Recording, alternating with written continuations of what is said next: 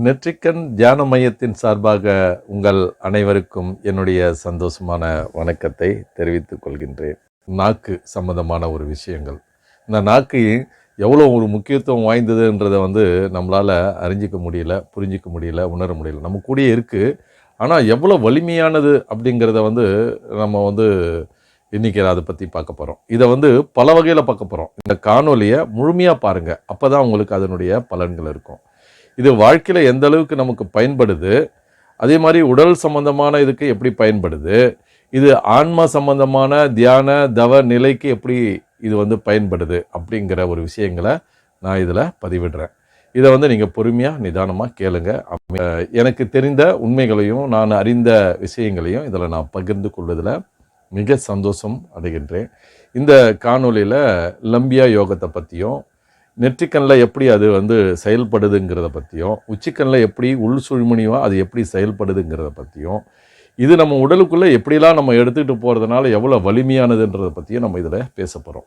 இந்த நாக்கு ரொம்ப முக்கியமானதுன்னு சொல்லும் போது வாழ்க்கை முறையில் பார்த்துப்போமே, இந்த நாக்கு நம்ம சும்மா இருக்க மாட்டோம். ஏதாவது ஒரு வார்த்தை இதில் விட்டுட்டோன்னா நமக்கு தேவையில்லாத பிரச்சனைகளாக சந்திக்கிறோம். நம்மளுடைய மேல் அதிகாரிகளாக இருக்கலாம், இல்லை நண்பர்களாக இருக்கலாம், இல்லை உறவினர்களாக இருக்கலாம், ஏன் கணவன் மனைவி கிட்ட கூட நம்ம வார்த்தைகளை உபயோகப்படுத்தும் போது ரொம்ப ஜாக்கிரதையாக கையாளணும். ஒரு சின்ன வார்த்தை வந்துச்சுனாலும் கூட சரி, அது வீட்டில் கருத்து வேறுபாடு ஏற்பட்டு பிரச்சனைகளை, ஏன் விவாகரத்து கூட நம்ம போகிறதுக்கான வாய்ப்பெலாம் கூட இருக்குது. அதனால் ரொம்ப ஜாக்கிரதையாக இருக்கும். ஒரே ஒரு வார்த்தை சொல்லிட்டோம்னா இந்த வேலை இழப்பு கூட நமக்கு ஏற்படலாம். ஒரே ஒரு வார்த்தையினால் இந்த உலகமே நமக்கு பிரச்சனையான சூழ்நிலை. அக்கம் பக்கத்தில் இருக்கவங்க, நம்ம உறவு முறைகள், இது எல்லாருக்குமே பிரச்சனையான ஒன்று தான். இதை பேசுறதுன்றது ஒரு நாள் இல்லை, பல நாளும் இதை பேசலாம். இருந்தாலும் இது சம்பந்தமான கருத்துக்களை நான் இதில் பதிவிட விரும்பல. தீயினால் சுட்ட புண் உள்ளாரும் ஆறாதே நாவினால் சுட்டவடு அப்படின்றது வள்ளுவர். இது எல்லாருமே படிச்சிருப்பீங்க. அந்த நாக்குக்கு அவ்வளோ வலிமை இருக்குது. சரி, நம்ம யோக முறைகளுக்கு பற்றி நம்ம போகலாம். முதல்ல இந்த நாக்கு அப்படின்னா, இந்த நாக்குனால எவ்வளோ பிரச்சனை, ஒரு சூடாகவும் ஆக்கலாம், குளிர்ச்சியாகவும் நம்ம இந்த நாக்கை நம்ம கொண்டு வர முடியும். நம்ம உடம்புல சூடு, இது அண்ணாக்கை ஒட்ட வச்சுட்டோம்னு சொன்னால் சூடு உடம்புல சூடு உற்பத்தி ஆகும். இதே நாக்கை நம்ம குளிர்ச்சியாகவும் நம்ம செயல்படுத்தலாம். இதெல்லாம் யோக முறைகளில் இருக்குது. இதெல்லாம் முறையான பயிற்சிகளை நீங்கள் எடுத்துக்கிட்டிங்கன்னா ரொம்ப பயனுள்ளதாக இருக்கும். நான் சொல்ல வர்றது எல்லாமே தியான சம்பந்தமான, நெற்றிக்கண் தியான சம்பந்தமானவங்களுக்கு மட்டும்தான் இதை நான் பதிவிடுறேன். ஏன்னா அவங்களுக்கு மட்டும்தான் அது புரிதல் கிடைக்கும். இதை லம்பியா யோகம் அப்படின்னு கூட சொல்லுவாங்க. லம்பியா யோகம்னா என்ன? இந்த நாக்கை யோக மார்க்கத்தில் ஒரு முக்தி அடையணும், ஜீவ முக்தி அடையணும் அப்படின்னு சில பேர் தப்பான ஒரு வழிமுறைகளை இந்த நாக்கை ரொம்ப இலகுவாக பண்ணி அந்த உள்நாக்கில் நிறுத்திடுவாங்க. அப்போ மூச்சு கீழே இருந்து போகாது, இங்கே மேலே மட்டுமே போகும், இந்த உச்சியிலிருந்து மட்டுமே போய்கிட்டே இருக்கும். ஆனால் அதனால் என்ன லாபம் அப்படின்னா, அவங்க பல நாள், பல வருடங்கள், ஆனால் உடலில் உயிர் ஓட்டங்கள் இருந்துக்கிட்டே இருக்கும். ஆனால் அந்த உயிர் ஓட்டங்கள் இருந்துக்கிட்டே இருக்கும், மரணம் அடைஞ்ச மாதிரி தான். அவங்க தன்னுடைய நினைவுகளுக்கு அப்பாற்பட்டு இருப்பாங்க, அவங்க நினைவே இல்லாமல் இருப்பாங்க.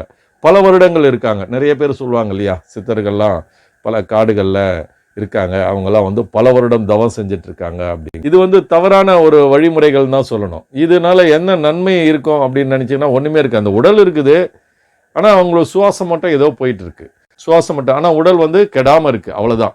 அதனால என்ன லாபம்? இந்த உடலை வச்சுக்கிட்டு நம்ம என்ன பண்ண போகிறோம்?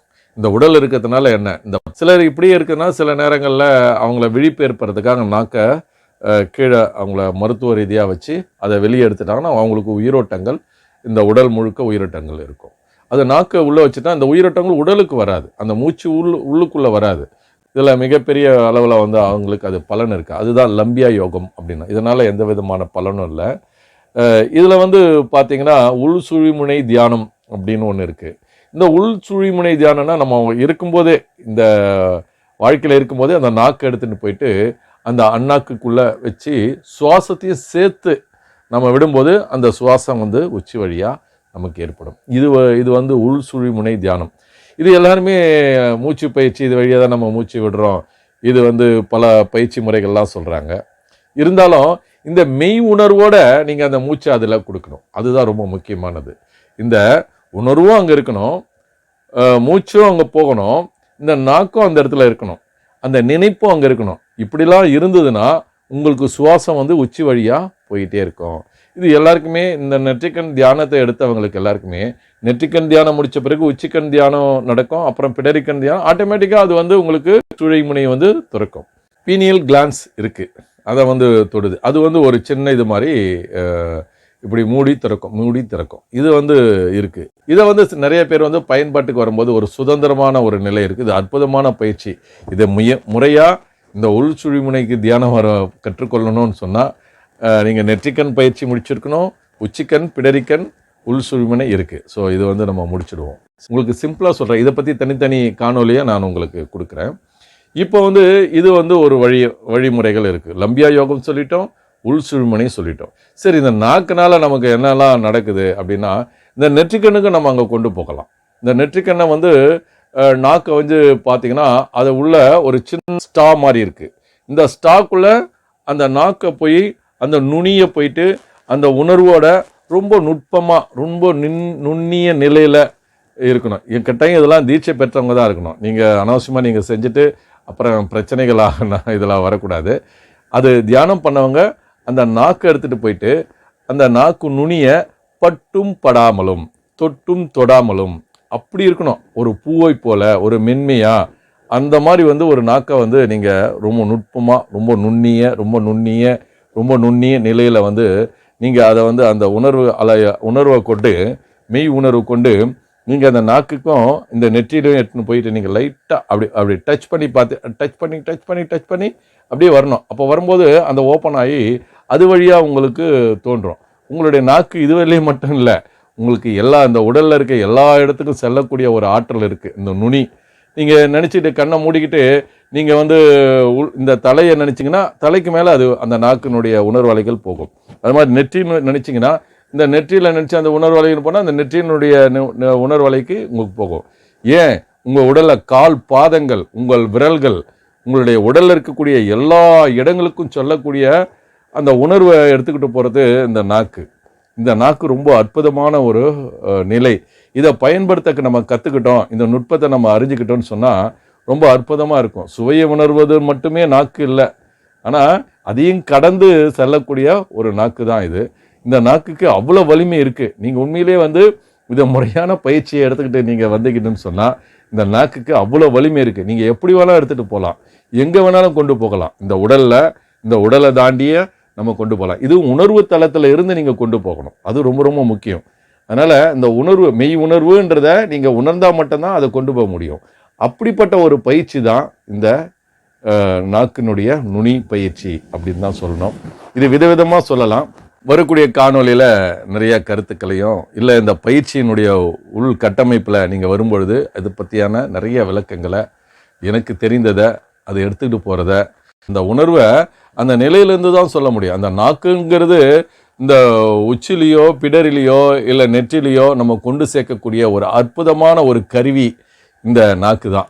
இந்த நாக்கை வச்சுக்கிட்டு இந்த மெய் உணர்வோட சேர்த்து உங்களுடைய சுவாசத்தையும் அங்கே எடுத்துகிட்டு போய் சேர்த்து உங்கள் நினைவையும் நீங்கள் அங்கே சேர்த்து நீங்கள் கொண்டு சென்றீங்கன்னு சொன்னால் எல்லா இடங்களுக்கும் உங்களுக்கு வலிமையாக இருக்கும். எந்த உடம்புல நமக்கு ஒரு அழுத்தங்கள் இருக்கோ அந்த இடத்துல போயிட்டு உங்கள் நுனியை வச்சு அந்த இடத்துல நீங்கள் பார்க்கலாம், அந்த இடத்துல கவனிக்கலாம். உங்கள் உடல் உறுப்புகளை எல்லா இடங்களுக்கும் நீங்கள் எடுத்துகிட்டு போயிட்டு இந்த நாக்கு நுனியை எடுத்துகிட்டு போயிட்டு நீங்கள் நினச்சிங்கனாவே அந்த இடத்துக்கெல்லாம் போய் உங்களை கவனிக்க முடியும். ஏன்னா அவ்வளோ ஆற்றல் வந்து அந்த சூட்சுமம் ரொம்ப ரொம்ப நுட்பமான ஒரு நிலை தான் அந்த நாக்கு. இது சுவைன்றது மட்டும் இல்லை, சுவைக்கு மேலே இந்த உணர்வு அலையில் இருந்து போகக்கூடிய ஒரு அற்புதமான ஆற்று இந்த நாக்குக்கு. இந்த நாக்கால் யாரையும் வசப்படுத்த கூட செய்யலாம். அவ்வளோ ஒரு விஷயங்கள் வந்து அந்த நாக்குக்கு இருக்குது. அதை பற்றி நிறைய நான் இதில் சொல்ல முடியல. இருந்தாலும் நிறைய இந்த நாக்குன்றது மிகப்பெரிய ஒரு விஷயம். ஏன்னா அந்த உணர்வு தளம் வந்து அதுக்கு மட்டும்தான் இருக்குது. அந்த நாக்கு நுனிக்கு தான் அந்த உணர்வு தளம் இயங்கிக்கிட்டு இருக்கு. இந்த உடலில் இல்லாத எல்லாவற்றையும் விட இந்த நாக்குக்கு தான் அந்த உணர்வு தளம் அதிகமாக வேலை செய்யக்கூடிய ஒரு ஆற்றல் இருக்குது. நீங்கள் கூட பாம்பு இருக்குது நீங்கள் பார்ப்பீங்க, என்னடா திடீர்னு பாம்பு அப்படின்றீங்க நினைக்காதீங்க. அதனுடைய நாக்கு வந்து அவ்வளோ நீட்டமாக வந்து வெளியே வந்து பார்க்கும். அந்த மாதிரி நாமளும் அதை வந்து பார்க்க முடியும், அதையும் கவனிக்க முடியும். அது வாய் வழியாக தான் அது வரும். ஆனால் நம்ம அப்படி கிடையாது. இந்த உடலில் எங்கே இருந்தாலும் போக முடியும். ஒரு மனிதனுடைய அறிவு எல்லா உயிரினங்களையும் மேலான ஒரு அறிவு நமக்குள்ளே இருக்குது. அதை நம்ம பயன்படுத்தாமையே நம்ம இருக்கோம். நமக்கு எல்லை இல்லாத விஷயம். சில பேர் கூட சொல்லுவாங்க, தியானம் செய்து என்ன பண்ண போகிறோம் அப்படின்னு கேட்பாங்க. தியானத்தில் என்ன செய்ய முடியாது சொல்லுங்க பார்க்கலாம். தியானம் பண்ணாமல் இருக்கிறதுலாம் நீங்கள் என்ன செய்வீங்க? ஆனால் தியானத்தில் அவ்வளோ ஒரு வலிமை இருக்குதுன்னா அதுக்கெல்லாம் ஆராய்ச்சிகள் நிறைய தேவைப்படுது. சூட்சுமங்கள் நிறைய இருக்குது. எல்லாத்தையும் அறியக்கூடிய சூட்சுமங்கள் இருக்குது. உங்களுடைய உச்சிக்கண் ஓட்டையை நீங்கள் ஓப்பன் பண்ணுறதுக்கும், நெற்றிக்கண்ணில் இருக்கக்கூடிய அந்த ஓட்டைகளை வந்து நீங்கள் ஓப்பன் பண்ணுறதுக்கும், பிடரிக்கண்ணில் இருக்கக்கூடிய ஓப்பன் பண்ணுறதுக்கும், இப்படி எல்லாத்தையுமே வந்து ஓப்பன் பண்ணுறதுக்கும் எல்லாத்துக்குமே இது இருக்குது.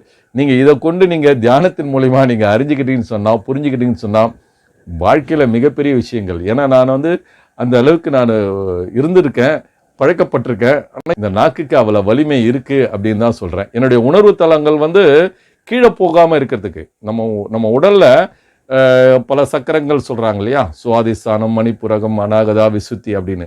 இப்படி இந்த சக்கரங்கள்லாம் நம்ம உணர்வு தலங்கள்லாம் நிற்கும்போது வெவ்வேறு நிலையில் உபாதைகள் ஏற்படக்கூடியது, வெவ்வேறு மனது சம்பந்தமான பிரச்சனைகளை சந்திக்கக்கூடியதெல்லாம் இருக்குது. ஆனால் அங்கெல்லாம் போயிட்டு நம்ம அடிக்கடி நம்ம அங்கே தான் அதனுடைய உணர்வு தலங்கள் அங்கே தான் போய் நிற்குது.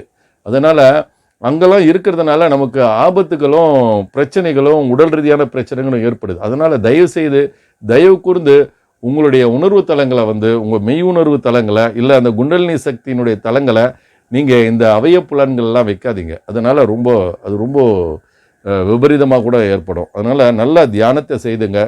நல்ல ஒரு குருமார்கள், நல்ல ஒரு வழிகாட்டிய, நல்ல அனுபவம் வாய்ந்தவங்ககிட்ட வந்து நீங்கள் இதெல்லாம் கேட்டு தெரிஞ்சுக்குங்க, புரிஞ்சுக்குங்க அப்படிங்கிறத சொல்கிறேன். என்கிட்ட கேளுங்க, அது எப்படின்னு நுட்பங்களை நான் உங்களுக்கு சொல்லித்தரத்துக்கு நான் தயாராக இருக்கேன். விரைவில் இந்த நெற்றிக்கண் தியான மையம் பல பயிற்சிகளை நம்ம வந்து இதில் சொல்லிகிட்ருக்கோம்.